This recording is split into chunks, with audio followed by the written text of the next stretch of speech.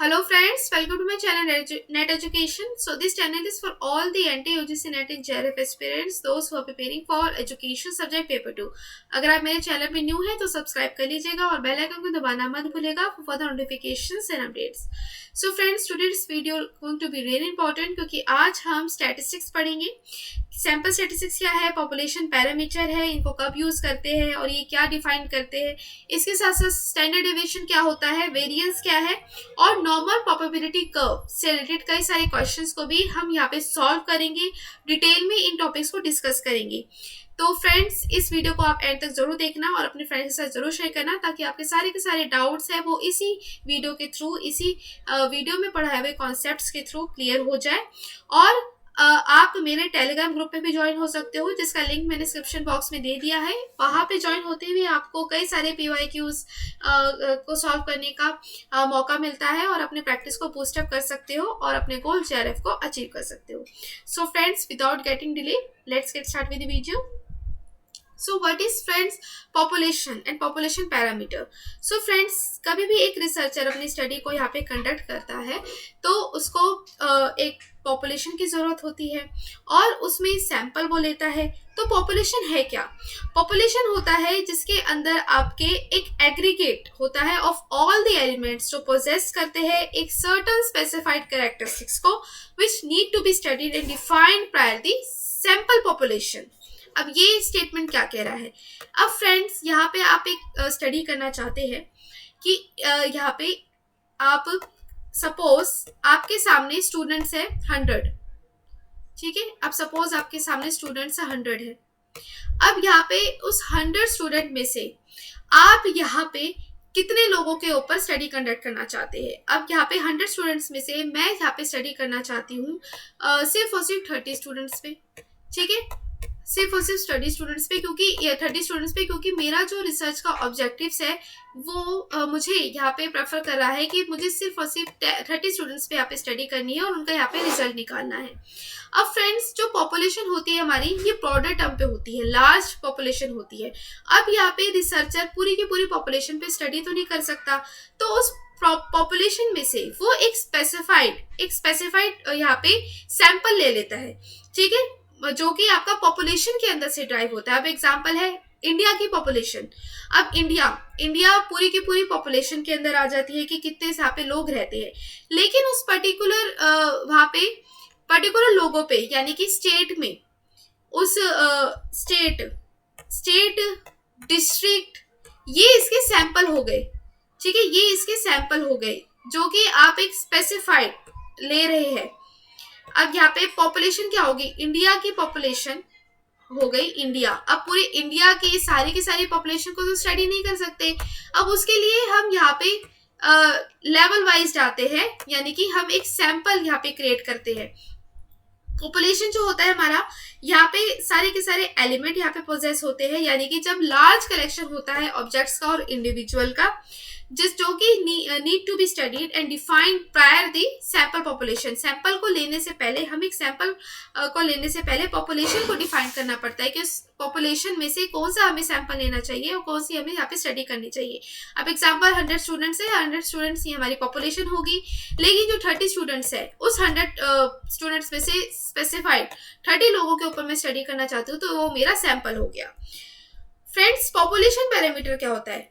Population parameter होता है कि जब आप पूरी की पूरी पॉपुलेशन को उसके कैरेक्टरिस्टिक्स को यहाँ पे डिफाइन करते हैं और उस पॉपुलेशन के कैरेक्टरिस्टिक्स को डिफाइन करते हुए आप उसका मीन निकालते हैं. ठीक है, मीन जिसको हम म्यू से डिनोट करते हैं. पॉपुलेशन मीन और स्टैंडर्ड डेविएशन ये हमारे दो कॉमन पैरामीटर्स होते हैं और इसको ग्रीक सिंबल से रिप्रेजेंट किया जाता है जिसको हम म्यू कहते हैं. म्यू क्या है? जब हम अपनी पॉपुलेशन के कैरेक्टरिस्टिक्स को डिफाइन करते हैं और उसका मीन निकालते हैं. ठीक है, उसका मीन निकालते हैं तो हम इसको यहाँ पे म्यू से डिनोट करते हैं, जिसको जो कि ग्रीक सिंबल है, इसको हम म्यू यहाँ पे म्यू प्रोनाउंस करते हैं. लेकिन यहाँ पे स्टैंडर्ड डिविएशन क्या है? स्टैंडर्ड डिविएशन होता है फ्रेंड्स, इसको हम सिग्मा से डिनोट करता है कि कितना मेरा डेटा सेट की वैल्यू है वो डिविएट करती है मीन से. ठीक है, इसको हम स्टैंडर्ड डिविएशन को आगे पढ़ेंगे. अभी आप इतना समझ लीजिए कि स्टैंडर्ड डिविएशन को हम यहाँ पे सिग्मा से डिनोट करते हैं और जब भी हम पॉपुलेशन की बात कर रहे होते हैं तो पैरामीटर यहाँ पे यूज होता है, पॉपुलेशन पैरामीटर साथ साथ चलते हैं। पॉपुलेशन यानी कि जो आप कि जो पॉपुलेशन है, लार्ज नंबर आपके इंडिविजुअल्स है, ठीक है, ब्रॉडर टर्म है। लेकिन जब हम अपनी पॉपुलेशन के कैरेक्टरिस्टिक्स को यहाँ पे डिफाइन करते हैं तो हम यहाँ पे पैरामीटर का यूज करते हैं, ठीक है। जब कैरेक्टरिस्टिक्स को डिफाइन करने के लिए पैरामीटर निकालते हैं और इसको हम मीन कैलकुलेट करते हैं, स्टैंडर्ड डेविएशन निकालते हैं, ठीक है फ्रेंड्स। अब यहाँ पे आपको दिया हुआ है पॉपुलेशन, आप देख सकते हो कितनी सारी पॉपुलेशन है, ठीक है, ये पॉपुलेशन है मेरी। अब यहाँ पे इस पॉपुलेशन का यहाँ पे जब भी हम इन्फ्रेंस निकालते हैं यानी कि उसके कैरेक्टरिस्टिक्स को यहाँ पे डिफाइन करते हैं तो हमें पॉपुलेशन का मीन निकालना पड़ता है, पॉपुलेशन को मीन निकालना पड़ता है जिसको हम म्यू से यहाँ पे डिनोट करते हैं, ठीक है फ्रेंड्स। और यहाँ पे स्टैटिस्टिक्स में यहाँ पे यूज होता है हमेशा ही म्यू यानी कि मीन और पॉपुलेशन का मीन, और सिग्मा यानी कि पॉपुलेशन का standard deviation. I hope friends आपको समझ आया होगा। नेक्स्ट आपको देख लो, एक एग्जांपल के थ्रू बताया गया है कि अगर आप इंटरेस्टेड है that we might interested in learning about mu, the average weight of all the middle-aged female Americans. The population consists of all the middle-aged female Americans and the parameter is mu. अब example है, यहाँ पे आप एक study conduct करना चाहते हैं कि यहाँ पे मिडल एज जो फीमेल अमेरिकन्स है, आप उनके वेट को मेजर करना चाहते हैं, उनके वेट निकालना चाहते हैं, तो आप पॉपुलेशन का जब मीन निकालेंगे तो आप यहाँ पे पैरामीटर का यूज करेंगे। तो आप क्या करेंगे, म्यू यानी कि मीन निकालने के लिए आप यहाँ पे उसके वेट को आप जानना चाहते हैं तो उसका आप एवरेज निकालेंगे जिसको हम मीन से डिफाइन कर रहे हैं, ठीक है फ्रेंड्स। अब फ्रेंड्स ये एक लिमिटेशन है कि जब हम पॉपुलेशन को यहाँ पे डिफाइन नहीं कर सकते सही तरीके से, क्योंकि फ्रेंड्स पॉपुलेशन बहुत बड़ी होती है। आप किस किस का यहाँ पे मीन निकालने बैठेंगे, कैसे आप पूरी की पूरी पॉपुलेशन के कैरेक्टरिस्टिक्स को यहाँ पे डिफाइन कर देंगे, तो ये नहीं होता। तो ये आप क्या करते हैं, तब यहाँ पे रोल आता है हमारा सैंपल का, क्योंकि आप एक लार्जर पॉपुलेशन को यहाँ डिफाइन नहीं कर सकते लेकिन आप उसके एक सैंपल को यहाँ पे डिफाइन कर सकते हैं। सैंपल क्या है, सैंपल है फ्रेंड्स जो उस पूरी की पूरी पॉपुलेशन को रिप्रेजेंट कर रहा है, छोटे फॉर्म में रिप्रेजेंट कर रहा है, ठीक है। तो यहाँ पे आप सैंपल को यहाँ पे इजी होगा यहाँ पे उसके कैरेक्टरिस्टिक्स को डिफाइन करना एज कंपेयर टू पॉपुलेशन को यहाँ पे डिस्क्राइब करना, तो तभी जाके यहाँ पे एक मेन रोल अदा करता है हमारा सैंपल, क्योंकि हम सैंपल के कैरेक्टरिस्टिक्स को इजीली डिफाइन कर सकते हैं as compare to the large population, whole population, ठीक है फ्रेंड्स। तब जाके हमारा रोल आता है सैंपल का। सैंपल क्या होता है, सैंपल एक स्मॉल ग्रुप एलिमेंट होता है जो कि पॉपुलेशन से ड्रॉन करता है, पॉपुलेशन से हम ड्राइव करते हैं, जो कि हमारी रिप्रेजेंट करता है हमारे पॉपुलेशन के सेम कैरेक्टरिस्टिक्स को, ठीक है। ये पॉपुलेशन है, इसमें से हमने सैंपल लिया होता है, स्मॉल कैटेगरी पे हम यहाँ पे सैंपल ले लेते हैं। सैंपल का यहाँ पे सबसे बड़ी इम्पोर्टेंस यहाँ पे ये है कि सैंपल आपका पॉपुलेशन को रिप्रेजेंट करना होना चाहिए।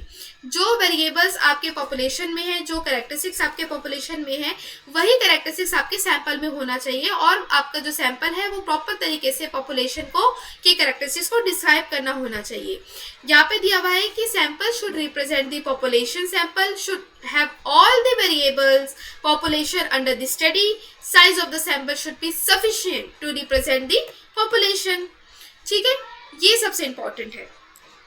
अब फ्रेंड्स सैंपल और स्टैटिस्टिक्स क्या है, सो फ्रेंड्स पॉपुलेशन को जब हम डिस्क्राइब करते हैं उसके कैरेक्टरिस्टिक्स को तो हम यहाँ पे पैरामीटर यूज करते हैं, लेकिन जब हमें सैंपल के कैरेक्टरिस्टिक्स को डिफाइन करना होता है, सैंपल के मीन निकालना होता है, तो हम उसे स्टैटिस्टिक्स के थ्रू यहाँ पे रिप्रेजेंट करते हैं, यहाँ पे उसको ड्राइव करते हैं।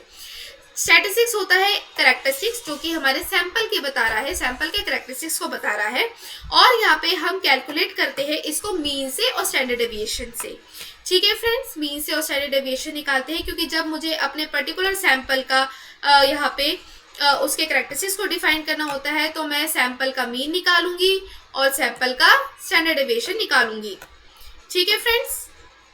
और ये जो सैंपल है ये काफ़ी मैनेजेबल होता है साइज के अंदर, क्योंकि स्मॉल क्वांटिटी में होता है ये, तो हम इजीली यहाँ पे इसको रिप्रेजेंट कर सकते हैं, इसकी कैरेक्टरिस्टिक्स को इजीली यहाँ पे डिफाइन कर सकते हैं। आई होप फ्रेंड्स आपको समझ आया होगा ये। अब देख लीजिए एक एग्जाम्पल के थ्रू बताया है। स्टैटिस्टिक्स है एक तरह की समरी है जो कि एवरेज के फॉर्म में हो सकती है, परसेंटेज के फॉर्म में हो सकती है, जो कि डिस्क्राइब करते हैं मेरे सैंपल को, मेरे सैंपल के कैरेक्टरिस्टिक्स को। इसके अंदर जो हम सैंपल मीन निकालते हैं फ्रेंड्स, उसको हम एक्स बार से डिनोट करते हैं। ठीक है, मीन, सैंपल मीन को क्या कहते हैं, एक्स बार से डिनोट करते हैं। और यहाँ पे सैंपल का प्रोपोर्शन, यानी कि सैंपल का क्या प्रोपोर्शन है, उसको हम पी साइन से यहाँ पे डिनोट करते हैं। ठीक है फ्रेंड्स, अब यहाँ पे आपको दिया हुआ है कि आपने रैंडमली सिलेक्ट करा है 100 सैंपल। ठीक है, 100 सैंपल यहाँ पे आपने सिलेक्ट किया है, आप जो कि पॉपुलेशन से है। अब आप उसका यहाँ पे स्टैटिस्टिक्स के थ्रू उसका मीन निकालते हैं और उसका स्टैंडर्ड डेविएशन निकालते हैं। सो फ्रेंड्स, यही जानने वाली बात है। पॉपुलेशन है हमारी जो कि लार्ज क्वांटिटी है, लार्ज पॉपुलेशन है, होल है, ब्रॉडर है। जब हम पॉपुलेशन के कैरेक्टरिस्टिक्स को यहाँ पे डिफाइन करते हैं, प्रॉपर पॉपुलेशन के कैरेक्टरिस्टिक्स को रिप्रेजेंट करते हैं, तो उसके लिए हम पैरामीटर यूज करते हैं। ठीक है, पैरामीटर यहाँ पे यूज करते हैं जो कि हमारे पॉपुलेशन के कैरेक्टरिस्टिक्स को डिफाइन कर रहा होता है। लेकिन जब हम सैंपल के कैरेक्टरिस्टिक्स को यहाँ पे डिफाइन करते हैं, उसको रिप्रेजेंट करते हैं, तो यहाँ पे स्टैटिस्टिक्स का रोल अदा होता है। स्टैटिस्टिक्स यहाँ पे काफी इंपॉर्टेंट रोल यहाँ पे प्ले करता है। ये हमारा हो गया। नेक्स्ट फ्रेंड्स, अब आपको दोनों के बीच में यहाँ पे डिफरेंस बता देती हूँ। पॉपुलेशन क्या है, पॉपुलेशन कंप्लीट है जिसके अंदर सारे के सारे आप एम्यूनेट करते हो आइटम्स को, यानी कि पूरे के पूरे पॉपुलेशन के आप कैरेक्टरिस्टिक्स को यहाँ पे डिफाइन करते हैं। लेकिन सैंपल क्या है, सैंपल एक पार्ट है पॉपुलेशन का जो आप स्पेसिफिकली चूज करते हो अपनी स्टडी के लिए। और यहाँ पे इंपॉर्टेंट क्राइटेरिया यही है कि आपका सैंपल है वो पूरे के पूरे पॉपुलेशन के कैरेक्टरिस्टिक्स को रिप्रेजेंट करना चाहिए उसको, ये उसकी कंडीशन है। कैरेक्टरिस्टिक्स को कैसे डिफाइन करते हैं पॉपुलेशन की, पैरामीटर से, और सैंपल की कैसे डिफाइन करते हैं, स्टैटिस्टिक्स से। सिंबल क्या होता है फ्रेंड्स, पॉपुलेशन का साइज एन से डिनोट करते हैं, और पॉपुलेशन का मीन हम म्यू से डिनोट करते हैं, म्यू कहते हैं इसको। ठीक है, मीन निकालते हैं म्यू, ग्रीक सिंबल है ये। पॉपुलेशन स्टैंडर्ड डेविएशन क्या होता है फ्रेंड्स, सिग्मा। और यहाँ पे सैंपल का साइज क्या होता है, जिसको हम स्मॉल एन से डिनोट करते हैं। सैंपल साइज, सैंपल का मीन क्या होता है, एक्स बार, और स्टैंडर्ड डेविएशन क्या आता है, स्मॉल यहाँ पे एस। ठीक है, ये हो गया हमारा आपका दोनों के कैरेक्टरिस्टिक्स को, जिसको टेबुलेटेड फॉर्म में आपको डिस्क्राइब कर दिया है। और आप ये आप जो टेबुलेटेड फॉर्म में आपको डिस्क्राइब किया हुआ है, इसको आप अपने नोट्स में प्रिपेयर कर सकते हैं ताकि आप भूले नहीं कि पॉपुलेशन पैरामीटर क्या है, सैंपल स्टैटिस्टिक्स क्या है, और इसको किन किन सिंबल से डिनोट करते हैं, कैसे मीन निकालते हैं, क्या इसका पॉपुलेशन के साइज को किस सिंबल से यहाँ पे रिप्रेजेंट करते हैं। तो ये आपको आना चाहिए, ये इंपॉर्टेंट है। ठीक है फ्रेंड्स, अब यहाँ पे देख लीजिए कि यहाँ पे Z स्कोर हम क्यों निकालते हैं और कब कब हमारा Z स्कोर का यहाँ पे यूज होता है। पॉपुलेशन का मीन कैसे निकालते हैं हम, पॉपुलेशन का मीन होता है कि जब हम यहाँ पे सम करते हैं एक्स का, यानी कि जो हमारी वैल्यूज होती है उसका हम यहाँ पे सम कर देते हैं। ठीक है, जिसको हम सम करते हैं और इसको साइन ऐसे सिंबल से डिनोट करते हैं, और इसको हम यहाँ पे डिवाइड कर देते हैं by the number of items, यानी कि total number of items. Suppose यहाँ पे मेरा यहाँ पे जो एक्स है, कितनी वैल्यूज है, यहाँ पे वैल्यूज कितनी है, 5 वैल्यूज है, जिसको मैंने सम निकाला है। सम निकालने के बाद उसको हमें टोटल पॉपुलेशन से यहाँ पे डिवाइड कर देती हूँ, तो यहाँ पे मेरा पॉपुलेशन मीन निकलता है। उसी तरह से सैंपल का मीन निकालते हो कि जब आप सारी की सारी जो डेटा सेट की वैल्यू है उसको आप यहाँ पे प्लस करते हैं, उसका एग्रीगेट निकालते हैं, और उसका एग्रीगेट निकालने के बाद उसे जो उसकी टोटल वैल्यू होती है उससे आप उसको डिवाइड कर देते हैं, तो आपका ये मीन निकल जाता है। आपको मीन तो निकालना आता ही है। मीन जैसे नॉर्मली हम मैथ्स में करते थे, क्या करते थे कि जो कि टोटल वैल्यूज हमें दी होती थी, ठीक है, टोटल वैल्यू जो हमें दी होती थी उसका हम यहाँ पे एग्रीगेट निकालते थे, divide by the total number of items, जो जितने होते थे, मान लो 5 है, 10 है, 15 है, तो उसको हम उससे यहाँ पे डिवाइड कर देते हैं, तो हमारा यहाँ पे मीन निकल जाता है। ठीक है, ये हमारा मीन निकल जाता है। तो इस तरह से हम यहाँ पे करते हैं इसको डिफाइन। ठीक है फ्रेंड्स, यही आपको यहाँ पे फॉर्मूला दिया हुआ है कि जब आप पॉपुलेशन का मीन निकालते हैं, जिसको हम म्यू से डिनोट कर रहे हैं, यानी कि पॉपुलेशन का मीन म्यू, इसमें आप सारी की सारी वैल्यूज को, सिग्मा यहाँ पे वैल्यूज होती है, उसको आप डिवाइड कर देते हैं टोटल नंबर ऑफ वैल्यू से। और फ्रेंड्स, जो हमारा स्टैंडर्ड डेविएशन क्या होता है, स्टैंडर्ड डेविएशन होता है कि कितना आपकी जो डेटा सेट की वैल्यू है, जो कि आपकी वैल्यू आ रही है वो डेविएट कर रही है वो दूर जा रही है आपके मीन से। तो ये मेरा स्टैंडर्ड डेविएशन होता है, जिसको हम यहाँ पे क्या करते हैं, यहाँ पे वेरिएंस का आप उसका रूट निकालते हैं तो मेरा स्टैंडर्ड डेविएशन आता है। वेरिएंस कैसे निकालते हैं फ्रेंड्स? वेरिएंस निकालते हैं कि जो आपका मीन होता है उसको यानी कि जो आपका यहाँ पे वैल्यू होती है उसको आप यहाँ पे मीन से, यानी कि टोटल स्कोर्स कितने हैं आपके, टोटल स्कोर्स क्या है, टोटल स्कोर्स को आप यहाँ पे इसको माइनस करते हैं पॉपुलेशन के मीन से, पॉपुलेशन के मीन से यहाँ पे माइनस करते हैं, डिवाइड करते हैं by the total number of values और आप इसका स्क्वायर निकाल देते हैं। ठीक है, ये मेरा हो जाता है वेरिएंस। ठीक है, लेकिन जब मैं स्टैंडर्ड डेविएशन निकालती हूँ तो फर्क यही है कि आप स्टैंडर्ड डेविएशन क्या होता है, ये रूट होता है वेरिएंस का। ठीक है, स्टैंडर्ड डेविएशन यानी कि sigma is the root of variance, root of variance. ये फ्रेंड्स इंपॉर्टेंट है, ये आपका एग्जाम में भी जब क्वेश्चन सॉल्व करते हो ना ये आता है। अभी इससे रिलेटेड क्वेश्चन सॉल्व करेंगे तो और क्लैरिटी हो जाएगी। और ये हो गया standard deviation is root of the variance and variance is the square. Variance क्या है, sigma square. Okay friends, Z square कैसे निकालते हैं फ्रेंड्स, जेड स्क्वायर भी आता है। यानी कि जब आप अपनी पॉपुलेशन का, मतलब आप अपने यहाँ पे सैंपल का या फिर अपने पॉपुलेशन का यहाँ पे स्कोर निकालते हैं तो कैसे निकालते हैं, सिंपल फॉर्मूला होता है। यहाँ पे जो स्कोर होता है, स्कोर को आप डिवाइड माइनस कर देते हैं by the mean of the population या फिर मीन ऑफ द सैंपल, उसको आप यहाँ पे डिवाइड करते हैं बाय द स्टैंडर्ड डेविएशन, तो ये मेरा स्कोर निकलता है। ये कुछ फॉर्मूला है। यहाँ पे आपको सिंबल का क्या मीनिंग है ये भी आपको दिखा दिया है कि पॉपुलेशन मीन कैसे किस सिंबल से डिनोट करते हैं, और यहाँ पे पॉपुलेशन यहाँ पे स्टैंडर्ड डेविएशन क्या होता है, सैंपल का स्टैंडर्ड डेविएशन से कैसे डिनोट करते हैं, सैंपल का मीन क्या होता है। समझ आया फ्रेंड्स, ये फॉर्मूला इंपॉर्टेंट है।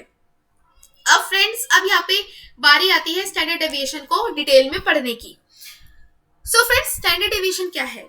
स्टैंडर्ड डेविएशन हमारा एक ऐसा स्टैटिस्टिक्स है, एक ऐसा स्टैट है जो कि हम मेजर करते हैं, डिस्पर्जन को मेजर करते हैं हम कि कितना मेरी जो डेटा सेट की जो वैल्यू है वो क्या करती है, डिविएट कर रही है, दूर जा रही है मेरी मीन से, दूर जाती है, डिविएट करती है मेरे मीन से। और यहाँ पे वेरिएंस क्या है फ्रेंड्स, जैसे कि आपको बताया है, और इसको वेरिएंस जो कि मीन और कैलकुलेट होता है स्क्वायर रूट ऑफ वेरिएंस से, यानी कि स्टैंडर्ड डेविएशन क्या होता है, एसडी होता है मेरा, यानी कि सिग्मा यहाँ पे होता है मेरा रूट ऑफ क्या, वेरिएंस का रूट ये होता है।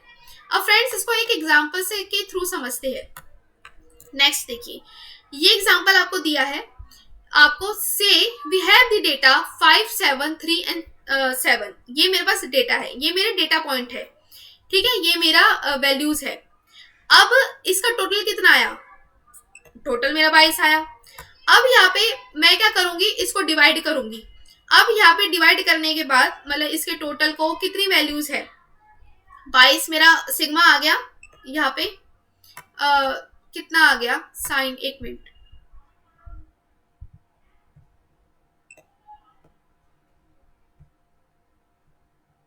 ठीक है, टोटल वैल्यू कितनी आ गई मेरी, 22 आ गई।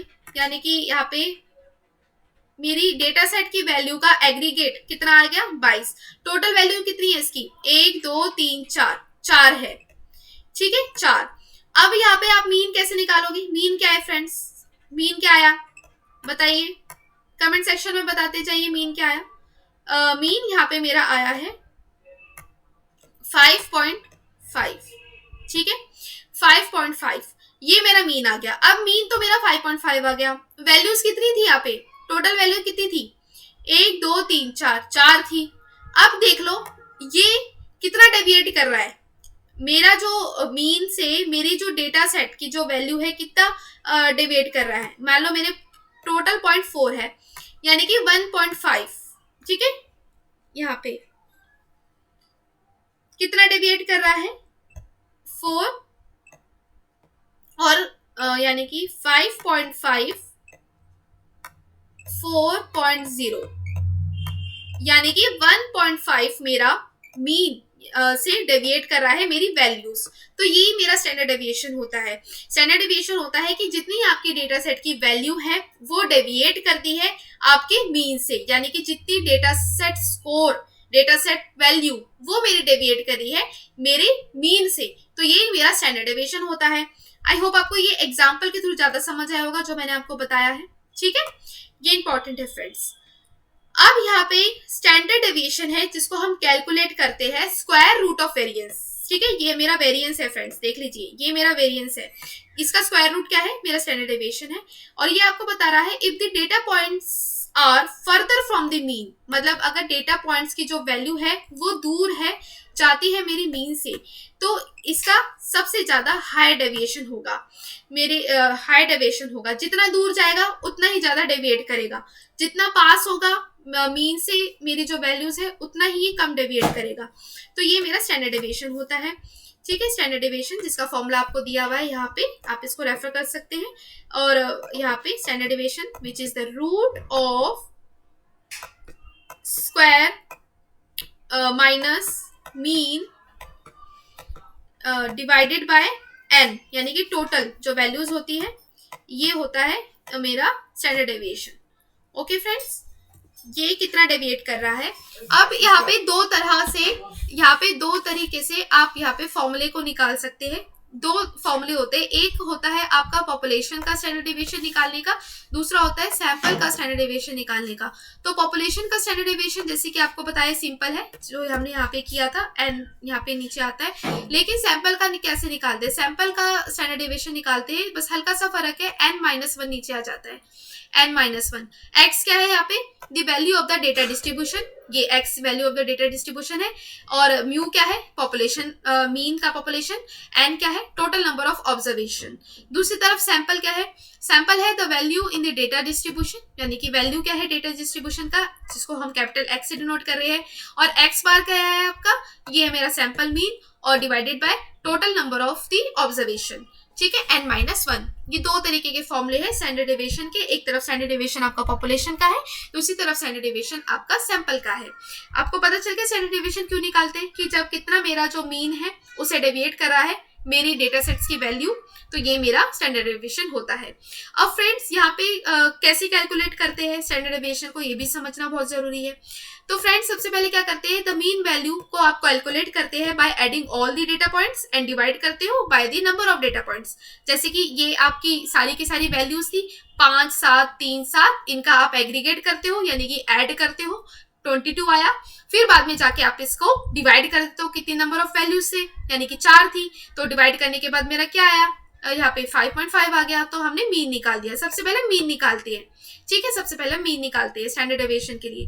फिर आता है the variance of each point data, जो कि कैलकुलेट होता है by subtracting the mean from the value of the data point. अब आप क्या करते हैं, वेरिएंस कैसे निकालते हैं, अब आप वेरिएंस निकालते हैं कि जो भी मेरी ईच डेटा सेट वैल्यू है, यानी कि जो भी मेरा डेटा पॉइंट है, यानी कि 5 मान लो डेटा पॉइंट है, इसको आप माइनस करते हैं बाय द मीन वैल्यू से, मीन की जो वैल्यू आएगी।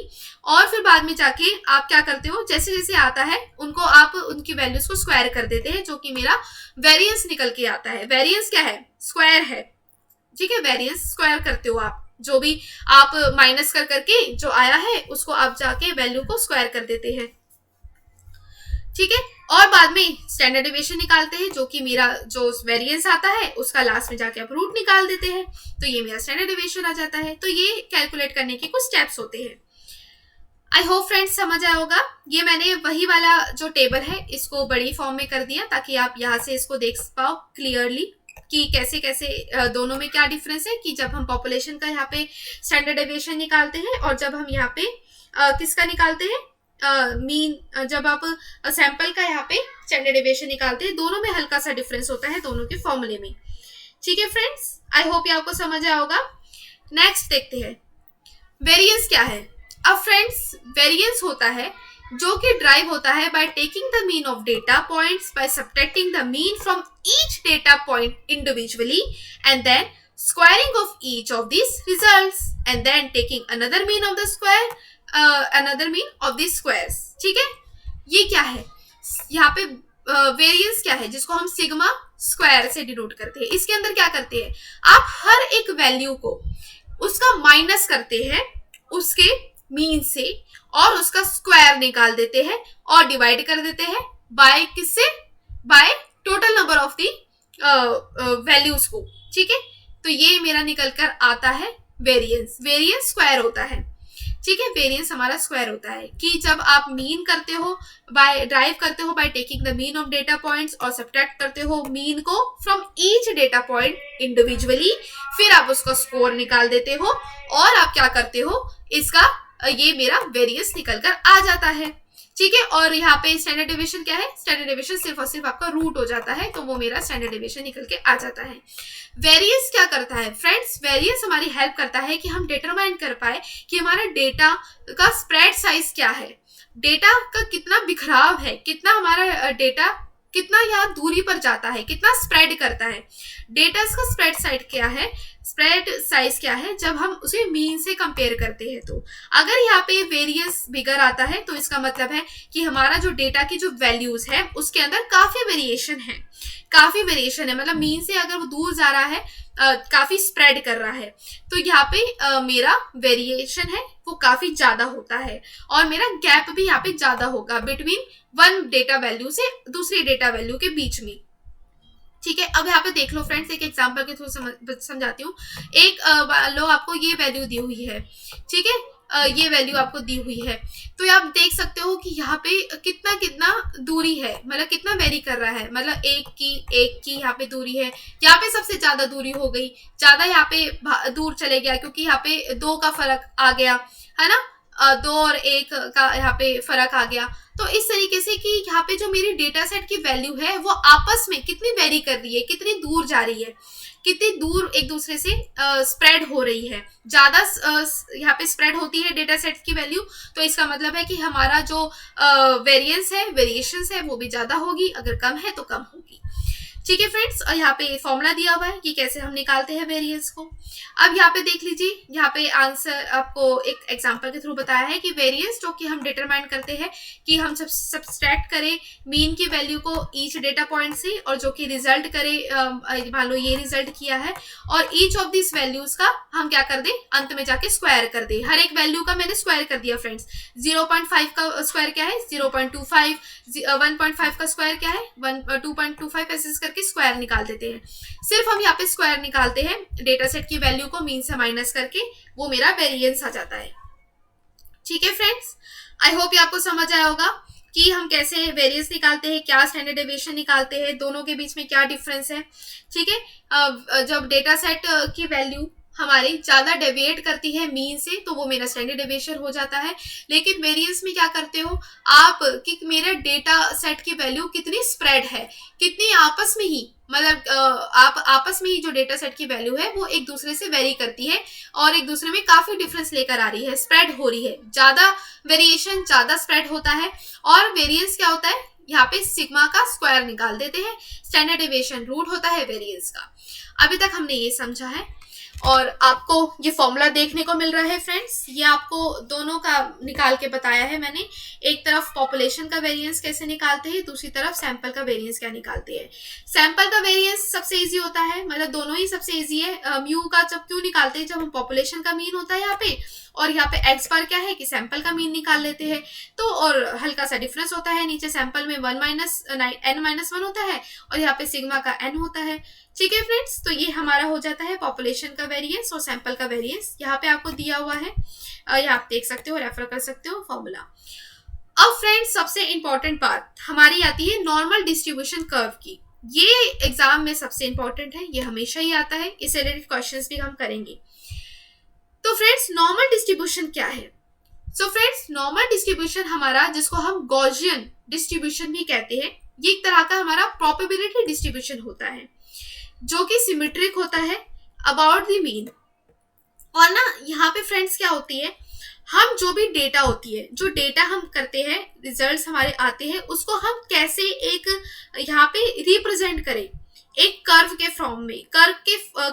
फॉर्म में हम कैसे अपने डेटा को यहाँ पे रिप्रेजेंट करते हैं और कैसे हम यहाँ पे इसको बताते हैं कि कैसे हमारा जो डेटा है उसकी वैल्यू कितनी डिस्पर्स है, कितनी डेविएट कर रही है, कितनी दूर जा रही है, वेरी कर रही है। तो उसके लिए हम यहाँ पे नॉर्मल डिस्ट्रीब्यूशन कर्व का यूज करते हैं, जो कि हमारे डेटा की वैल्यूज में कितना बिखराव है, कितना वो यहाँ पे मीन से दूर है डेटा सेट की वैल्यू, तो इन सबको रिप्रेजेंट करने के लिए हम यहाँ पे नॉर्मल डिस्ट्रीब्यूशन कर्व का यूज करते हैं।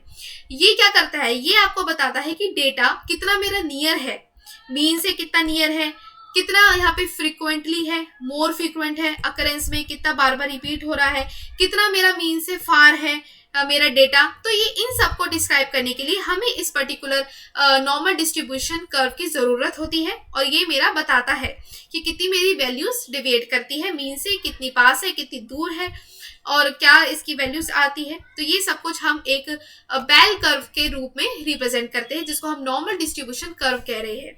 नॉर्मल डिस्ट्रीब्यूशन कर्व होता है फ्रेंड्स, हमारा ये प्रॉपर टर्म होता है जिसको हम प्रोबेबिलिटी बेल कर्व कहते हैं। और फ्रेंड्स नॉर्मल डिस्ट्रीब्यूशन कर्व है जिसके अंदर मीन आपका 0 होता है। ठीक है फ्रेंड्स, मीन यानी कि मीन आपका यहाँ पे 0 होता है और यहाँ पे स्टैंडर्ड डेविएशन हमारा 1 होता है। ठीक है फ्रेंड्स, नॉर्मल डिस्ट्रीब्यूशन कर्व में हमारा जो मीन होता है, ये क्या होता है, मीन जिसको हम कह रहे हैं, मतलब सॉरी यहाँ पे सिग्मा लिख दिया मैंने गलती से, यहाँ पे मैं इरेज करके लिख देती हूँ। मीन क्या है फ्रेंड्स हमारा, मीन मेरा होता है यहाँ पे, इसकी वैल्यू मेरी 0 होती है नॉर्मल डिस्ट्रीब्यूशन कर्व में, और मेरा जो स्टैंडर्ड डेविएशन होता है फ्रेंड्स, ये होता है कितना, एस जी जिसको हम कह रहे हैं, एस जी कितना होता है स्टैंडर्ड डेविएशन, ये होता है 1। और यहाँ पे ये नॉर्मल डिस्ट्रीब्यूशन कर्व का क्यों यूज कर रहे हैं, क्योंकि ये हमें बताता है कि हमारी जो डेटा की जो वैल्यू है वो मीन से कितना डेविएट करती है, और जब भी हमें यहाँ पे अपनी वैल्यूज को दर्शाना होता है तो हम इस पर्टिकुलर नॉर्मल डिस्ट्रीब्यूशन कर्व का यूज करते हैं एज एन ग्राफ की फॉर्म में। ठीक है, ये आपको बताता है और तब हम इसका यूज करते हैं।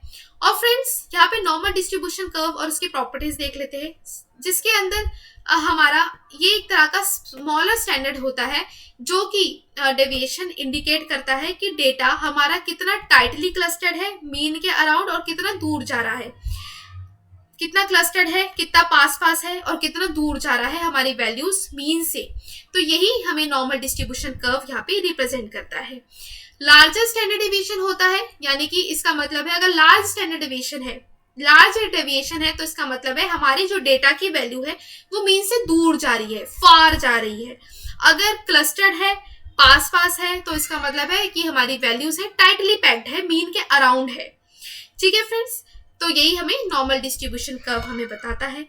जितना ज्यादा चपटा होगा, जितना ज्यादा फ्लैटर होगा, ठीक है, और वाइडर होगा, उतना ही हमारा डेटा यहाँ पे डिस्पर्स्ड होगा, उतना ही डेविएट होगा। जितना ही टाइटली पैक्ड होगा उतना ही वो कम डिस्पर्स्ड होगा, उतना ही कम हमारी वैल्यू मीन से डेविएट करेगी। ठीक है, हमारे स्कोर मीन से डेविएट करेंगे। ठीक है फ्रेंड्स, ये आपको बताया है। और फ्रेंड्स यहाँ पे कुछ टर्म्स है, यहाँ पे दोनों की तरफ ना नॉर्मल डिस्ट्रीब्यूशन कर्व आपका इक्वली डिवाइडेड होता है। यानी कि मान लो बीच में आपका मीन है 0 होता है, और यहाँ पे भी 50% हाफ हाफ होता है। 50% इस साइड आपकी वैल्यूज यहाँ पे आती है, ठीक है फ्रेंड्स, और 50% आपकी इस तरफ वैल्यू आती है, यानी कि लेफ्ट हैंड साइड और राइट हैंड साइड दोनों पे आपकी वैल्यूज का इक्वली डिस्ट्रीब्यूशन होता है। सिमेट्रिकल साइड्स होती है दोनों तरफ। और फ्रेंड्स इसके अंदर जो आपका नॉर्मल डिस्ट्रीब्यूशन कर्व के अंदर आपका मीन, मीडियन और मोड इक्वल होता है, यानी कि 0 मीन, मीडियन, मोड आपका इक्वल होता है। ठीक है, और फ्रेंड्स असिम्प्टोमेटिक टेल क्या है, ये इंपॉर्टेंट है फ्रेंड्स, इसको ध्यान में रखना। असिम्प्टोमेटिक क्या होता है, असिम्प्टोमेटिक होता है फ्रेंड्स कि जब भी हमारा जो नॉर्मल डिस्ट्रीब्यूशन कर्व है ना, ये कभी भी एक्स एक्सिस को टच नहीं करता, एक्स एक्सिस को ये टच नहीं करता, ये असिम्प्टोमेटिक टेल कहलाता है। ठीक है फ्रेंड्स, कि कभी भी हमारा नॉर्मल डिस्ट्रीब्यूशन कर्व है ये एक्स एक्सिस से टच नहीं कर पा रहा और नहीं करता, ये मेरा असिम्प्टोमेटिक टेल कहलाता है। इसको ध्यान में रखना, ये इंपॉर्टेंट है। ये आपको कभी कभी पीएचडी के एंट्रेंस में 1 मार्क्स में आ जाता है। अब जितने भी दिल्ली यूनिवर्सिटी के पीएचडी एंट्रेंस टेस्ट निकाल के देख लो, तो वहां पे क्वेश्चंस ऐसे ट्रिकी होते, पूछते हैं असिम्प्टोमेटिक टेल क्या है। तो आपको पता होना चाहिए इसका मतलब क्या है। और इसकी वैल्यू क्या होती है नॉर्मल डिस्ट्रीब्यूशन कर्व में, मीन 0 होता है, स्टैंडर्ड डेविएशन 1 होता है। तो ये याद रखना है, एग्जाम में पूछा जाता है ये। और सारे तरीके के एग्जाम के कैसे भी एंट्रेंस दे लो, कैसे भी एनटीए का तो इम्पोर्टेंट है, नेट के एग्जाम में तो आता ही है, लेकिन ये पीएचडी के एंट्रेंस में भी आता है। किसी के भी पीएचडी एंट्रेंस उठा के देख लो, ये क्वेश्चन हमेशा आता है। नेक्स्ट है प्रॉपर्टीज देख लो नॉर्मल डिस्ट्रीब्यूशन की, कि मीन मीडियन मोड हमारे क्या होते हैं, इक्वल होते हैं। मीन मीडियन मोड हमारे इक्वल होते हैं, तो सारे के सारे। जो मेरा कर्व होता है यहाँ पे सिमेट्रिक होता है सेंटर से, और अराउंड मीन होता है, जिसमें हाफ वैल्यू मेरी लेफ्ट साइड पे होती है, 50% मेरी लेफ्ट साइड पे वैल्यूज आती है, 50% मेरी राइट हैंड साइड पे वैल्यूज आती है। दोनों में ही इक्वल होता है, हाफ हाफ में डिवाइडेड होता है ये curve. Total area under curve क्या होता है, 1 होता है। परफेक्टली नॉर्मल डिस्ट्रीब्यूशन क्या कहलाता है फ्रेंड्स, परफेक्टली नॉर्मल डिस्ट्रीब्यूशन होता है कि जब मेरा मीन मीडियन और मोड सेम वैल्यू पर हो, सेम वैल्यू दर्शाए, और मेरा यहाँ पे पीक पर हो मेरा कर्व। ये देख लो पीक सबसे ज्यादा पीक पे है, तो यानी कि मेरा यहाँ पे मीन मीडियन मोड सबकी एग्जैक्टली सेम वैल्यू आ चुकी है और ये मेरा पीक पे पहुंच गया है। तो ये मेरा नॉर्मल डिस्ट्रीब्यूशन कर्व होता है। नॉर्मल डिस्ट्रीब्यूशन की प्रॉपर्टीज होती हैं, 3 प्रॉपर्टीज बताइए। मीन मीडियन मोड तीनों ही इक्वल होता है, मीन की वैल्यू मेरी 0 होती है, स्टैंडर्ड डेविएशन 1 होता है, असिम्प्टोमेटिक टेल होता है कि जिसके अंदर मेरा जो नॉर्मल डिस्ट्रीब्यूशन कर्व है कभी भी एक्स एक्सिस पे कट नहीं करता, मिलता नहीं है, और सिमेट्रिकल साइड्स बता रहा है कि 50% वैल्यू मेरी लेफ्ट साइड पे साइड होती है और राइट हैंड साइड पे भी 50 वैल्यूज हमारी होती है। और फ्रेंड्स यहाँ पे कुछ आपको कि क्यों इंपॉर्टेंट है नॉर्मल डिस्ट्रीब्यूशन कर्व, ये इंपॉर्टेंस बता रहा है कि जब भी पैरेलल शेप्ड है, हमारा कॉमन फीचर होता है जो हमारा यूज होता है नेचर और साइकोलॉजी के टर्म्स में, नॉर्मल डिस्ट्रीब्यूशन कर्व होता है, जो कि मोस्ट इंपॉर्टेंट होता है, जो आपको बताता है कि प्रोबेबिलिटी डिस्ट्रीब्यूशन कितना है मेरा स्टैटिस्टिक्स में। ठीक है, कितनी मेरी वैल्यूज यहाँ पे डिस्पर्स्ड कर रही है, कितना डिस्ट्रीब्यूशन हो रहा है वैल्यूज का, तो ये आपको एक ग्राफ की फॉर्म में दिखाया जाता है। कंपाइल करते हैं आप अपने रिजल्ट्स को और उसको आप रिप्रेजेंट करते हैं नॉर्मल डिस्ट्रीब्यूशन कर्व के थ्रू। अब एग्जाम्पल आपको दिया हुआ है कि एग्जाम्पल है कि रैंडमली आप यहाँ पे सैंपल लिया है 100 का, तो आप क्या करते हैं यहाँ पे नॉर्मल डिस्ट्रीब्यूशन कर्व का आपका यूज करते हैं कि आप देखना चाहते हैं कि उस पर्टिकुलर सैंपल की कितनी हाइट है, कितना वेट है, कितना ब्लड प्रेशर है, तो आप इसको डिफाइन कर सकते हैं नॉर्मल डिस्ट्रीब्यूशन कर्व के अकॉर्डिंग। अब फ्रेंड्स यहाँ पे एक एम्पेरिकल रूल फॉर्मूला होता है जो कि नॉर्मल डिस्ट्रीब्यूशन कर्व के अंदर आता है, ये इंपॉर्टेंट है। एम्पेरिकल रूल क्या है? सो फ्रेंड्स एम्पेरिकल रूल आपका ये बताता है कि कितनी आपकी जो वैल्यूज है वो मीन से डेविएट करती है। ठीक है, यानी कि कितना आपका स्टैंडर्ड डेविएशन है, कितना है, 1 सिग्मा है, 2 सिग्मा है, 3 सिग्मा है। और यहाँ पे एम्पेरिकल रूल जो फॉर्मूला हमारा यूज होता है, एम्पेरिकल रूल एक स्टैटिस्टिक्स है जो कि अलाउ करता है रिसर्चर को, जो कि डिफाइन करने में, डिटरमाइन करने में कि प्रोपोर्शन कितना है मेरा वैल्यू का और मेरी जो वैल्यूज है वो किस साइड पे कितनी डेविएट होके आ रही है। अगर मान लो यहाँ पे मीन से आपका जो स्कोर है वो 1 सिग्मा है, यानी कि 1 सिग्मा और 1 सिग्मा यहाँ पे डेविएट करती है, तो उसकी जो वैल्यू हमारी निकल कर आती है वो आती है 68.26। लेकिन अगर मेरा मीन से जो मेरी वैल्यूज है, जो मेरा स्कोर है वो डेविएट कर रहा है 2 सिग्मा, तो उसका जो वैल्यू आती है वो होती है 95.44%। अगर मेरा जो यहाँ पे डेटा सेट्स की वैल्यू है, जो मेरा स्कोर है वो डेविएट कर रहा है मेरा 3 सिग्मा पे, तो यहाँ पे जो मेरा रूल के अकॉर्डिंग जो वैल्यू निकल कर आती है 3 सिग्मा की वो होती है 99.73%। ये मेरा एम्पेरिकल रूल होता है। ठीक है, 68.26% we are using and this is representing for the 1 sigma and 95.44% this value is representing the 2 sigma and 99.73% this value is representing the 3 sigma। ठीक है, तो ये हमारा रूल होता है कि इसमें बताया है कि if the data values normal distribution में कन्वर्टेड हो जाती है स्टैंडर्ड स्कोर के अंदर, जेड स्कोर के अंदर इन अ स्टैंडर्ड नॉर्मल डिस्ट्रीब्यूशन में, तो हम यहाँ पे एम्पेरिकल रूल जो कि डिस्क्राइब करता है आपके डेटा की वैल्यूज को with in the specific number में, और यहाँ पे कितना डेविएट करता है उसे सिग्मा से डिनोट करते हैं, और यहाँ पे मीन से कितना डेविएट कर रहा है उसको म्यू से डिनोट कर रहे हैं।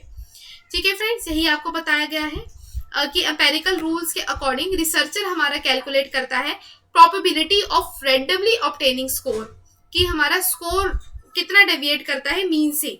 अगर यहाँ पे मेरा स्कोर डेविएट कर रहा है मीन से वन सिग्मा ही यहाँ पे डिवाइड करता है, तो इसकी मेरी वैल्यू 68% आएगी।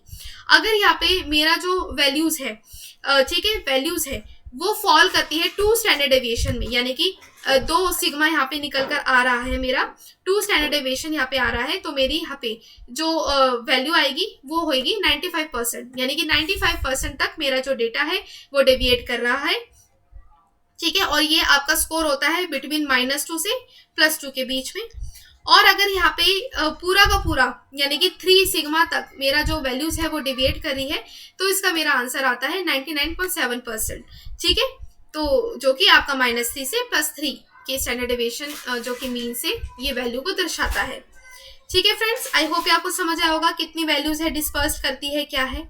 अब फ्रेंड्स यहाँ पे ना हम जब भी हम नॉर्मल डिस्ट्रीब्यूशन कर्व के अंदर वैल्यूज को रिप्रेजेंट कर रहे होते हैं, यहाँ पे देखना चाहते हैं कि हमारी वैल्यूज है वो कितनी डेविएट कर रही है, तो फ्रेंड्स हम यहाँ पे ना यूज करते हैं किसका, जेड स्कोर का। जेड स्कोर निकालते हैं।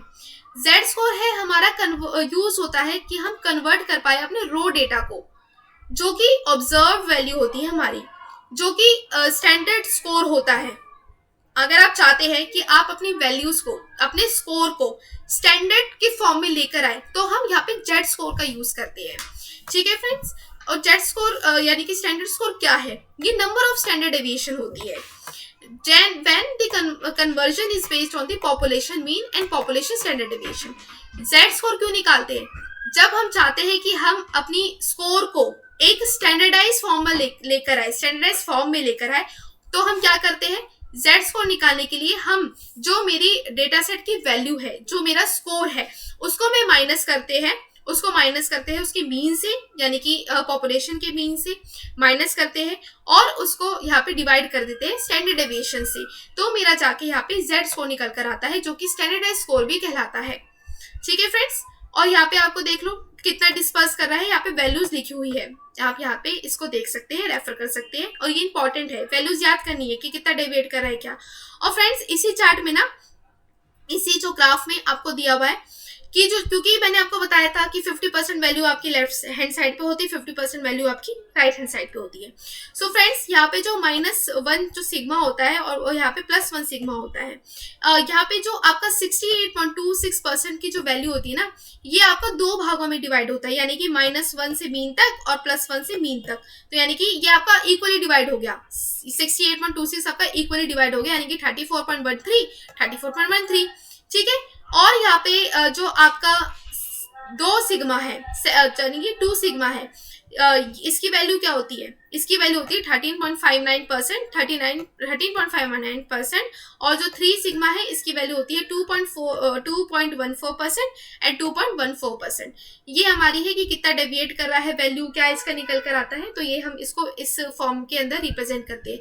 फ्रेंड्स 1 सिग्मा की वैल्यू क्या है, यहाँ पे ये याद रखने वाली बात है, क्वेश्चंस करेंगे तो याद रखो। सबसे पहले आपसे पूछूंगी, कमेंट सेक्शन में भी बताना कि आपको याद हुई वैल्यू कि नहीं हुई। सो फ्रेंड्स 1 सिग्मा की वैल्यू क्या है, 1 सिग्मा की वैल्यू है 34.13%। 2 सिग्मा की वैल्यू क्या है, सिग्मा पता चल गया ना कि मीन से कितनी वैल्यूज आपकी डेविएट हो रही है। 2 सिग्मा क्या है, अगर आपकी वैल्यूज है वो मीन से डेविएट हो रही है 2 सिग्मा पे, जेड स्कोर निकल कर आ रहा है 2 सिग्मा, तो यानी कि आपकी यहाँ पे वैल्यू निकल कर आती है 13.59, यानी कि 13.59% मेरा डेविएट हो रहा है। फिर है 3 सिग्मा।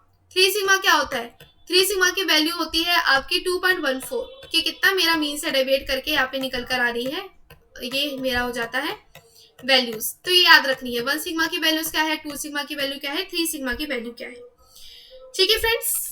अब फ्रेंड्स हमने जेड स्कोर समझ लिया, जेड स्कोर हमने पढ़ लिया। जेड स्कोर क्या है, ये हमारा यूज होता है कि जब हम रॉ डेटा को कन्वर्ट कर दें स्टैंडर्ड फॉर्म में, स्टैंडर्ड स्कोर में, तो तब हम जेड स्कोर का यहाँ पे यूज करते हैं। फ्रेंड्स टी स्कोर कब यूज होता है, सो फ्रेंड्स टी स्कोर हमारा यूज होता है कि जब हम रॉ डेटा को स्टैंडर्ड स्कोर में यहाँ पे कन्वर्ट कर दें, और यहाँ पे हमारा जो कन्वर्जन हो वो बेस्ड हो हमारे सैंपल मीन पर, सैंपल के मीन पर यहाँ पे कन्वर्जन हो, और हमारा सैंपल के स्टैंडर्ड डेविएशन पे हमारा कन्वर्जन हो और उस पर बेस्ड हो, तो ये हम टी स्कोर तब निकालते हैं। समझ आए friends? Z score T score में क्या डिफरेंस है? जेड स्कोर है कि जब हम अपने रॉ डेटा को यहाँ पे स्टैंडर्डाइज फॉर्म में कन्वर्ट करें, स्टैंडर्डाइज स्कोर निकाले, तो वो मेरा जेड हो जाता है, जेड स्कोर। लेकिन जो टी स्कोर है वो क्या है कि जब मैं यहाँ पे कन्वर्ट कर रही हूँ अपने रॉ डेटा को स्टैंडर्ड फॉर्म में, स्टैंडर्ड स्कोर में, और यहाँ पे कन्वर्जन मेरा बेस्ड होता है सैंपल के फॉर्म में, सैंपल के बेस में यहाँ पे मेरा कन्वर्जन होता है, तो वो मेरा टी स्कोर होता है। यही रिलेशनशिप है फ्रेंड्स, और इस रिलेशनशिप के अकॉर्डिंग कई सारे क्वेश्चंस आए हुए हैं। ठीक है, टी क्या है?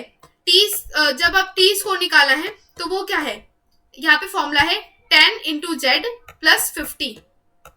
ठीक है, ये आपका यूज होता है कि जब भी हमें रिलेशनशिप निकालना होता है बिटवीन टी स्कोर और जेड स्कोर के अंदर, तो ये मेरा फॉर्मूला यूज होता है फ्रेंड्स। अब ये देखो, बारी आती है क्वेश्चन करने की। कुछ नहीं करना इन क्वेश्चंस में, 2017 का क्वेश्चन था नवंबर की शिफ्ट का। कुछ नहीं करना इन क्वेश्चन में, फॉर्मूला याद करके जाना है। फॉर्मूला क्या है? जब टी स्क्वायर और टी स्कोर और जेड स्कोर के बीच में रिलेशनशिप मांग रहा है क्वेश्चन, तो क्या करो, फॉर्मूला याद करके जाओ। T is equal to 10 into Z plus 50। ये याद कर लो फॉर्मूला। फॉर्मूला याद कर लिया। अब क्वेश्चन क्या कह रहा है आपको, क्वेश्चन पढ़ो। टी स्कोर का ट्रांसफॉर्मेशन है जो कि कॉरेस्पॉन्ड कर रहा है टू अ जेड स्कोर, यानी कि टी स्कोर और जेड स्कोर के बीच में रिलेशनशिप निकालने की बात कर रहा है मेनली। और आपको यहाँ पे जेड स्कोर की वैल्यू दी हुई है 1.5 माइनस 1.5। अब आप इसको फॉर्मूले में पुट करो और बताओ इसका राइट आंसर क्या है। सोचो और बताओ जल्दी इसका राइट आंसर क्या है। कुछ नहीं करना, फॉर्मूले में आपको फिट करना है और कुछ नहीं करना।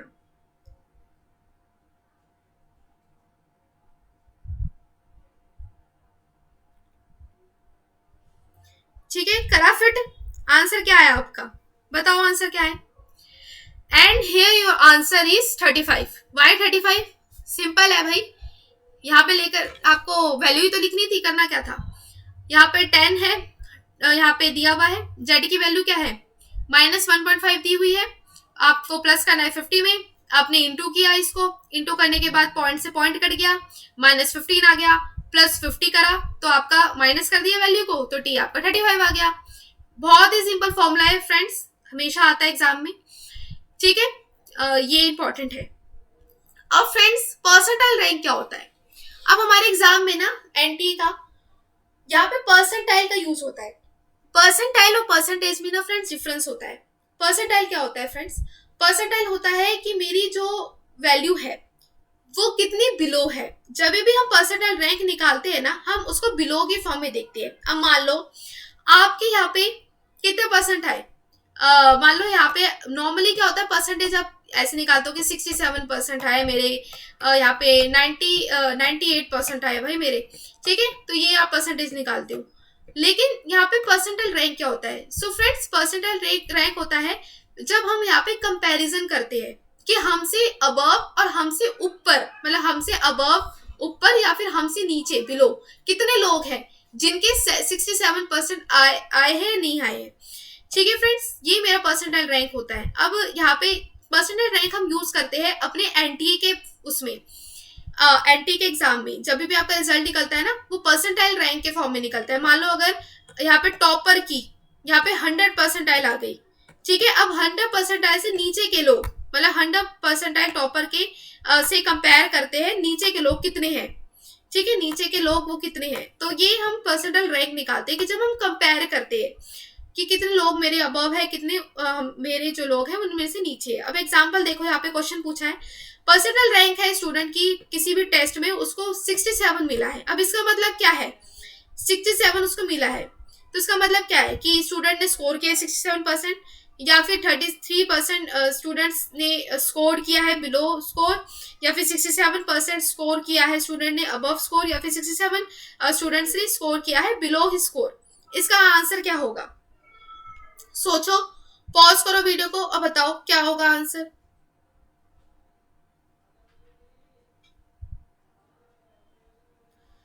Okay, so friends, here your answer is 4th, 67% students score below. क्या है इसका मतलब? अगर एक पर्सन को 67 मार्क्स मिले हैं, तो इसका मतलब उसका 67 स्टूडेंट्स है उसके नीचे है जिन्होंने 67 स्कोर के नीचे जो उन्होंने स्कोर किया है लोगों ने, यहाँ पे परसेंटाइल रैंक क्या आई थी स्टूडेंट की 67 आई थी, लेकिन उसके नीचे के लोग कितने हैं?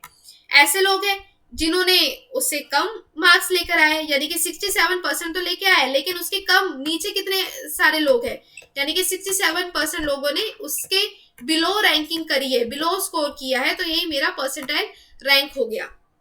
अब फ्रेंड्स यहाँ पे आपको क्वेश्चन आया है, आपको यहाँ पे सिंपल क्वेश्चन है 2019 का है, इसमें आपको नॉर्मल डिस्ट्रीब्यूशन बताना है +1 स्टैंडर्ड डेविएशन का, और आपको यहाँ पे कॉरेस्पॉन्ड करना है टू विच परसेंटाइल। अब आपको यहाँ पे परसेंटाइल भी निकालनी है और आपको यहाँ पे बताना है कि कितने यहाँ पे 1 स्टैंडर्ड डेविएशन की वैल्यू क्या है। सो फ्रेंड्स यहाँ पे बताओ 1 स्टैंडर्ड डेविएशन की वैल्यू क्या है, इसको कैलकुलेट करके बताओ। और परसेंटाइल पूछा है फ्रेंड्स यहाँ पे, तो यानी कि कितने उसके बिलो है, कितने उसके बिलो है।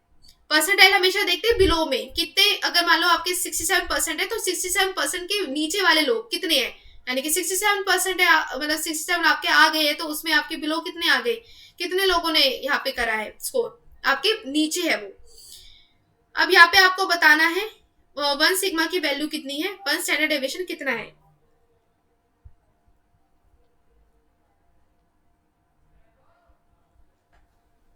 So here your answer friend is 84th. 84th, why 84? अब फ्रेंड्स यहाँ पे देख लो, आपसे 1 स्टैंडर्ड डेविएशन की वैल्यू क्या है, 1 सिग्मा की वैल्यू क्या आती है, 1 सिग्मा की जो वैल्यू आती है वो आपकी आती है 34.13%, ठीक है, 34.13% आपकी वैल्यू निकल कर आती है। अब इसके अंदर आप ये वैल्यू है, लेकिन आपसे पूछा है कि 1+1 स्टैंडर्ड डेविएशन के कॉरेस्पॉन्ड कर रहा है परसेंटाइल में, यानी कि 1 सिग्मा के नीचे वाले कितने लोग हैं, यानी कि 1 सिग्मा के नीचे वाले कितने लोग हैं, कितने हैं। तो आप क्या करेंगे, 1 सिग्मा की वैल्यू जो है इसमें आप प्लस कर देंगे सारी की सारी वैल्यूज, यानी कि 34.13%, 13.59% या 2.14%। आप ऐसे एक एक करके वैल्यूज को भी प्लस कर सकते हो, तो आपका आंसर निकल सकता है। नहीं तो आप क्या करें, आप सीधा 50 कर दे, क्योंकि हाफ पोर्शन तो यही है ना, 50% पोर्शन सारा आ जाएगा मेरा इसके अंदर, तो यानी कि 1 सिग्मा के अंदर आप 50% यहाँ पे प्लस कर देंगे, तो जाकर आपकी वैल्यू यहाँ पे 84.13% यहाँ पे आ गई, जो कि अप्रॉक्स है आपकी 84 से। तो जब भी परसेंटाइल्स की बात करें तो आपको हमेशा बिलो में देखना है कि कितने परसेंट है, कितना बिलो है। परसेंटाइल पूछा है यानी कि 1 सिग्मा यानी 1 स्टैंडर्ड डेविएशन के बिलो पूछ रहा है, तो 1 सिग्मा के बिलो देखो कितने है बिलो, ये सारी मेरी वैल्यूज आ गई है, यानी कि ये जितनी भी वैल्यूज है वो मेरी बिलो है, तो यानी कि मेरा आंसर 84 आ गया। फ्रेंड्स आई होप समझ आया होगा। नेक्स्ट फ्रेंड्स ये तो बहुत ही सिंपल है, यहाँ पे आपको फॉर्मूले में फिट करना है आंसर, ठीक है। आपको बताया है स्टैंडर्ड डेविएशन है जिसको दिया हुआ है आपका स्कोर फ्रॉम द मीन दिया हुआ है 10, ठीक है, और स्टैंडर्ड डेविएशन आपको एसडी दिया हुआ है और आपको S5 दिया हुआ है, यानी कि आपको यहाँ पे क्या क्या वैल्यू दी हुई है। If the standard deviation of the score from the mean is given 10, standard deviation यहाँ पे 10 और यहाँ पे मीन दिया हुआ है, स्टैंडर्ड डेविएशन आपको 5 दिया हुआ है और यहाँ पे मीन आपको दिया हुआ है 10, ठीक है। अब आपको यहाँ पे टी स्कोर निकालना है, लेकिन टी स्कोर निकालने से पहले आपको जेड स्कोर भी निकालना होगा। सो फ्रेंड जेड स्कोर कैसे निकालना सिखाया था मैंने, जेड स्कोर क्या था, कैसे निकालना सिखाया था। यहाँ पे जो मीन था मेरा उसको मैं स्टैंडर्ड डेविएशन से डिवाइड कर दूंगी तो मेरा जेड स्कोर निकल जाएगा, फिर जो वैल्यू निकल कर आई ना आपकी उसको आप इस फॉर्मूले में पुट कर दो, ठीक है, आप इस फॉर्मूले में पुट कर दो, क्योंकि आपको टी के फॉर्म में बताना है, तो आप इस फॉर्मूले में यहाँ पे पुट कर दोगे तो आपका आंसर निकल के आ जाएगा। तो बताइए, पुट करिए, पहले स्टैंडर्ड डेविएशन निकालिए, पहले आप यहाँ पे जेड स्कोर निकालिए कितना आएगा, फिर उसको आप यहाँ पे वैल्यू में पुट कर दीजिएगा और इनके बीच का रिलेशनशिप यहाँ पे बता दीजिएगा कि आंसर क्या है। सोचिए,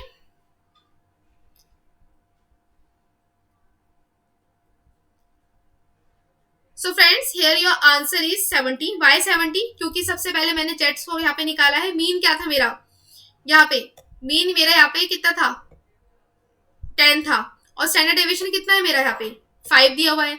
इसको आपने डिवाइड कर दिया, 2 आया, जेड की वैल्यू 2 यहाँ पे लिख दी और फॉर्मूले पुट करके 70 आ गया, आंसर आपका 70 आ गया, ठीक है फ्रेंड्स।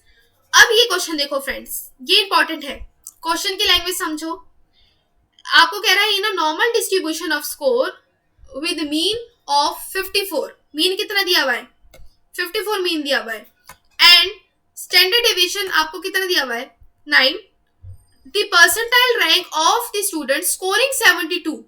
अब आपको परसेंटाइल रैंक निकालनी है फ्रेंड्स यहाँ पे, यानी कि बिलो निकालना है आपको उसके, कितना 72, स्कोर कितना दिया हुआ है 72। अब यहाँ पे समझ नहीं आता ना, जो वैल्यू लिखी होती है उसे लिख लो पहले। मीन मुझे कितना दिया हुआ है यहाँ पे, मीन दिया हुआ है मुझे 54, ठीक है। स्टैंडर्ड डेविएशन कितना दिया हुआ है आपको, लिख लो इसको, स्टैंडर्ड डेविएशन 9 दिया हुआ है, स्कोर कितना दिया हुआ है x कितना दिया हुआ है यहाँ पे 72, ठीक है। फॉर्मूला क्या था मेरा यहाँ पे जेड स्कोर निकालने का, क्या था फॉर्मूला, जेड स्कोर निकालने का फॉर्मूला क्या था, score minus mean divided by standard deviation. अब निकालो इसका क्या आएगा आंसर, निकालो जरा, निकाल के बताओ कितना आएगा। निकाल लिया, निकालने के बाद ना वो भी बनाना, इसका नॉर्मल डिस्ट्रीब्यूशन कर्व बनाना और वैल्यूज को पुट करके देखना जो इसकी वैल्यू आएगी उसके नीचे कितनी है, क्योंकि परसेंटाइल रैंक पूछा है तो उसके बिलो देखना। सो फ्रेंड्स मैं आपको आंसर बताती हूँ, यहाँ पे सॉल्व करते रहना, इसका आंसर मैं बता देती हूँ। इसका फ्रेंड्स आंसर आपका है 98। 98 क्यों है, देखो इसका आंसर, मीन क्या था 54, स्कोर क्या था 72, स्टैंडर्ड डेविएशन क्या था 9, फॉर्मूला लिखा, फॉर्मूला में पुट किया 72 माइनस 54 डिवाइडेड बाय 9, जिसके अंदर आप इसको डिवाइड कर देंगे तो मेरा आंसर क्या है 2 सिग्मा।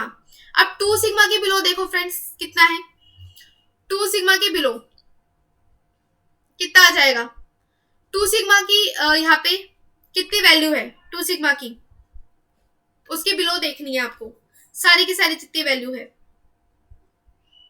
2 सिग्मा की, यहाँ पे देखो ये ग्राफ में दिया हुआ है 2 सिग्मा की, यहाँ पे जो वैल्यू आई है उसके बिलो देखना है आपको, ये सारी की सारी जितनी भी वैल्यूज है वो आपकी यहाँ पे ऐड होने जाएगी, यानी कि 2 सिग्मा मेरा है 13.59। अब इसके अंदर मैं क्या प्लस करूं, उसके नीचे के सारे सारे, नीचे के सारे सारे यानी कि 1 0 यानी कि 1 standard deviation, -1 standard deviation, -2 standard deviation और 3, तो सिंपल क्या करोगे, अब जो 2 सिग्मा के नीचे कौन सी वैल्यू है 1 सिग्मा यानी कि 34.13 और इसके अंदर 50 प्लस कर दोगे, ठीक है 50 प्लस कर दोगे, 50 प्लस कर देगी क्योंकि ये सारा का सारा पोर्शन आपको बता रहा है, ये सारा का सारा जो मैंने शेड किया हुआ है ना ये सारा का सारा पोर्शन बता रहा है, तो आप इसको प्लस कर देंगे तो आपके यहाँ पे जाके आंसर आएगा 97.62%, जो कि अप्रॉक्स होता है मेरा 98%, 98 परसेंटाइल, ठीक है 98 परसेंटाइल मेरा रैंक आ गया। तो फ्रेंड्स ऐसे देखते हैं इस क्वेश्चन को, सबसे पहले जो दिया होता है क्वेश्चन में वो लिख लो, फॉर्मूले में पुट करो, स्टैंडर्ड डेविएशन निकाल लो जेड स्कोर से जो मेरा निकल कर आया, फिर उसके यहाँ पे ये बना लो, पिक्चर बना लो ये, ठीक है कि फिर क्योंकि आप ये बना लोगे ना तो काफी आसानी रहती है कोई भी क्वेश्चन सॉल्व करने के लिए, जब आप बना लोगे वैल्यूज देख लोगे। अब 2 सिग्मा से नीचे की बोल रहा है, अब 2 सिग्मा के नीचे की वैल्यू जितनी भी वैल्यू है सारी प्लस कर दोगे, यानी कि 50 तो इतना हो गया, ये पोर्शन सारा हो गया लेफ्ट हैंड साइड का, और उसके नीचे क्या था ये था 34.13 था, ठीक है, और ये जो वैल्यूज है इनको प्लस करके आपका आंसर आ जाएगा 98। तो ये मेरा परसेंटाइल रैंक आ गई, परसेंटाइल रैंक पूछे तो बिलो करना है हमेशा। अब फ्रेंड्स ये क्वेश्चन बताओ, ये क्वेश्चन देखो, ये बताओ कि आंसर सॉल्व होता है कि नहीं, ये 2019 का क्वेश्चन है, 2019 का क्वेश्चन है, लिख दिया मैंने। अब ये बताओ, अब कह रहा है a test was given to 360 students of a class 10th and a normal distribution of score was obtained. The mean of score was 45 with the standard deviation 9 points. Mean क्या दिया हुआ है, मीन ऑफ स्कोर कितना दिया हुआ है friends, आपको mean क्या दिया हुआ है 45 और स्टैंडर्ड डेविएशन कितना दिया हुआ है 9। अब आपको बता रहा है आपको परसेंटेज निकालनी है स्टूडेंट्स की who scored outside the limits. अब फ्रेंड्स ये ध्यान में रखो, आउटसाइड लिमिट्स पूछा है आपसे, आउटसाइड द लिमिट्स, लिमिट क्या दी हुई है 36 और 54, यानी कि ये नहीं 36 से 54 के बीच में नहीं, इसके आउटसाइड यानी कि 36 से नीचे नीचे और 54 के ऊपर ऊपर, ये आपको आउटसाइड बतानी है, तो सबसे पहले क्या करोगे, जेड स्कोर निकालोगे।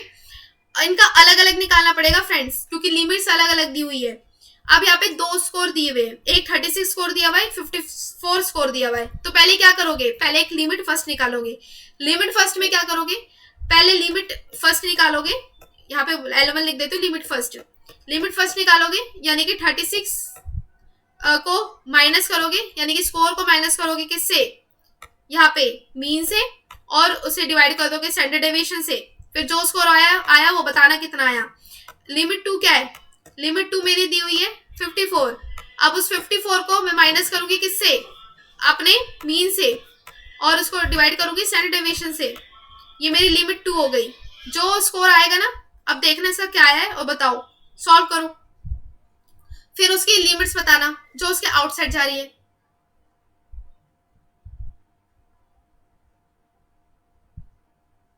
चलो फ्रेंड्स, यहाँ पे मैंने आपके लिए सॉल्व कर रखा है।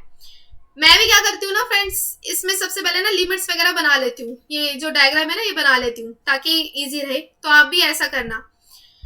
मैंने क्या पहले लिमिट क्या लगाई, पहले वाली की लिमिट क्या थी, 36 माइनस 45, क्योंकि आपको 2 स्कोर दिए हुए थे, एक तो 36 दिया हुआ था, 54 दिया हुआ था।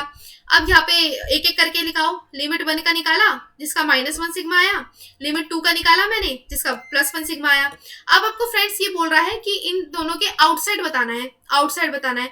अब इसको 2 तरीके करने के, या तो आप क्या करें, यहाँ पे आप जो आउटसाइड वाली वैल्यू है यानी कि 36 की जो यहाँ पे वैल्यू दी हुई है, आप इन सबको प्लस कर सकते हो, ठीक है। इनको प्लस करो, यानी कि -1 के नीचे नीचे, यानी कि 13.59 और 2.14, और आपको 54 से ऊपर ऊपर, यानी कि 1 सिग्मा के ऊपर ऊपर वैल्यू कौन कौन सी है, 13.59, 2.14। या तो आप इन सबको प्लस कर लो, ठीक है। नहीं तो दूसरा तरीका ये है कि आप क्या करें, आप जो ये जो लिमिट है ना, इसको प्लस करो और 100 में से माइनस कर दो, तो आउटसाइड का निकल ही जाएगा, है ना। समझ रहे हो क्या कह रही हूं मैं। ये जो सेंटर की जो वैल्यू है ना, यानी कि -1 सिग्मा और 1 सिग्मा के जो बीच की वैल्यू है, इनको प्लस कर दो। प्लस करके क्या आएगा, 68% आ जाएगा। अब उस 68 को जब आप माइनस कर देंगे ना 100 से, क्योंकि परसेंटाइल रैंक कितनी होती है, 100 में से आती है ना। परसेंटेज भी 100 में से आती है, परसेंटाइल रैंक भी 100 में से आती है। तो अब इसको माइनस कर दो 100 से, सिंपल। माइनस करके कितना आ जाएगा, 32 आ जाएगा। तो भाई मेरा आंसर है, ठीक है। 2 तरीके करने के, या तो आउटसाइड आप निकालोगे, आउटसाइड देख रहे हो तो इन सबको प्लस कर दो जो आउटसाइड वैल्यू है। नहीं तो अगर नहीं जाना चाहते, इतनी वैल्यू प्लस नहीं करना चाहते, तो 100 में से जो आपकी लिमिट के अंदर वैल्यू थी, यानी कि माइनस सिग्मा से प्लस सिग्मा के बीच की जो वैल्यू थी, उनको प्लस करके उनको आप यहाँ पे माइनस कर दो 100 से, तो मेरा आंसर निकल जाएगा 32। यहाँ पे देख लो, ऐसे इस तरह से सॉल्व किया हुआ था, ये मेरा आंसर निकल गया 32। ठीक है फ्रेंड्स, आई होप ये समझ आया होगा। नेक्स्ट फ्रेंड्स एक क्वेश्चन है, लास्ट क्वेश्चन है, ठीक है। आपको दिया हुआ है यहाँ पे, और ये आपको ना होमवर्क में दे रही हूँ क्वेश्चन, ये करके बताना मुझे। टेलीग्राम ग्रुप पे जितने भी स्टूडेंट्स हैं मेरे, टेलीग्राम ग्रुप पे जितने भी स्टूडेंट्स हैं, वो मुझे इसको आंसर सॉल्व कर करके देंगे, ठीक है। ये आंसर सॉल्व कर करके देंगे मुझे कि इसका क्या आंसर है राइट, ठीक है। मुझे सॉल्व करके बताएंगे, और मैं आपको समझा देती हूँ कि सॉल्व कैसे करना है।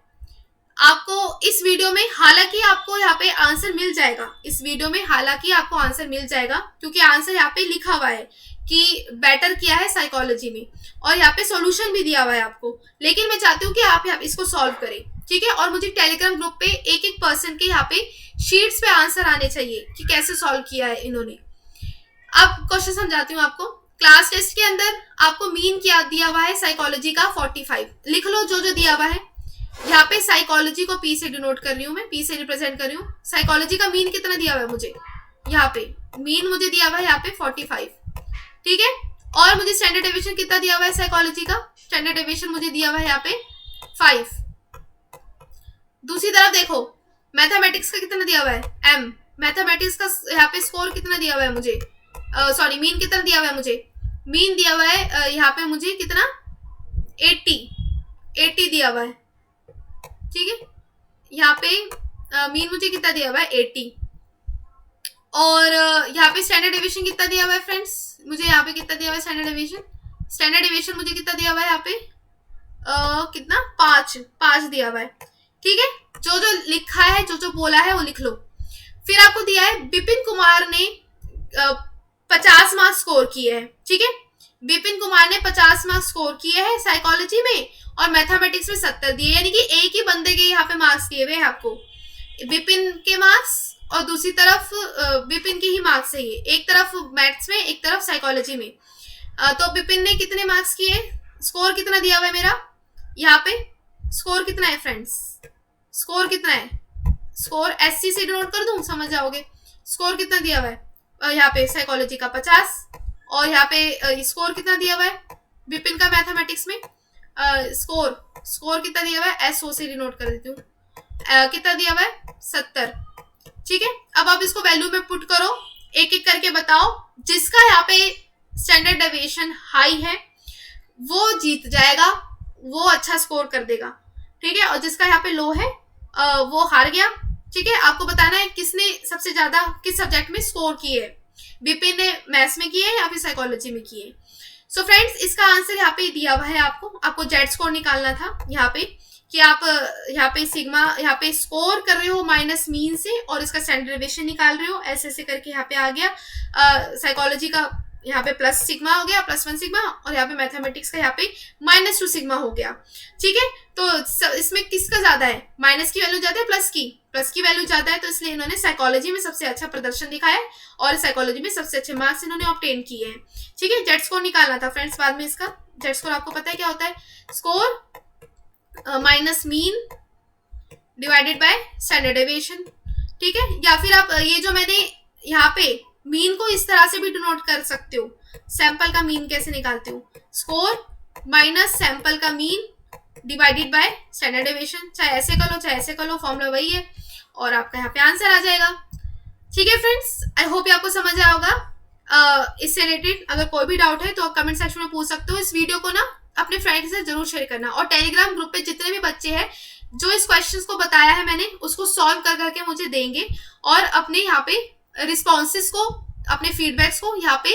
रजिस्टर करेंगे कि कैसी लगी वीडियो, समझ आया कि नहीं, कोई भी डाउट है तो पूछेंगे, ठीक है, और अपने फ्रेंड के साथ ये वीडियो को जरूर शेयर करेंगे। आज तब तक के लिए फ्रेंड्स इतना ही। कैसा लगा मेरा video, feedback you can give me in comment section and you can also give me a feedback in my Telegram group also. If you have any doubt so you can ask me there and here also. So friends, आज के लिए सिर्फ इतना ही।